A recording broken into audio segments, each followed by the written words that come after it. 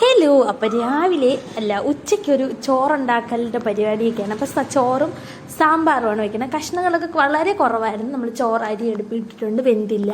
അപ്പോൾ കുറച്ച് കഷ്ണങ്ങളൊക്കെ ഉള്ളത് വെച്ച് ഓണം പോലെ എന്ന് പറഞ്ഞ പോലെ ഉള്ളത് വെച്ച് നമുക്ക് ഇത് സാമ്പാർ ഉണ്ടാക്കാമെന്ന് വിചാരിച്ച്. അപ്പോൾ ഞാൻ പരിപ്പൊക്കെ വേവിച്ച് കഷ്ണങ്ങളൊക്കെ ഇട്ട് കൊടുത്തിട്ട് മഞ്ഞൾപ്പൊടി ഉപ്പൊക്കെ ഇട്ട് അപ്പോൾ ചോറ് വയ്ക്കുന്നത് ചെറിയൊരു പാത്രത്തിലാണ്. അങ്ങനെയൊക്കെ വടിച്ച് എടുത്തു.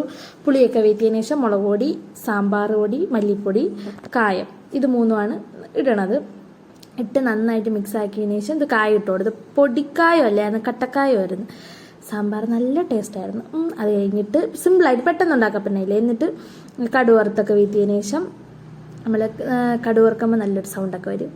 കടുവൊക്കെ വറുത്ത് വീട്ടി കണ്ടോ, നല്ല അടിപൊളി ചുമന്ന കളർ സാമ്പാർ. പിന്നെ ഇത് ഞാൻ രാത്രി നൈറ്റ് ഡ്യൂട്ടീൻ്റെ ഇടയിലാണ് വന്ന് കഴിക്കുന്നത്. ഉച്ചയ്ക്ക് കഴിക്കുന്ന വീഡിയോ എടുക്കാൻ പറഞ്ഞ് ചപ്പാത്തിയും സാമ്പാറും മീൻകറിയാണ്. ഹായ്, അടിപൊളി ടേസ്റ്റ് ആയിരുന്നു. അപ്പോൾ അത്രയേ ഉള്ളൂ. ടാറ്റാ.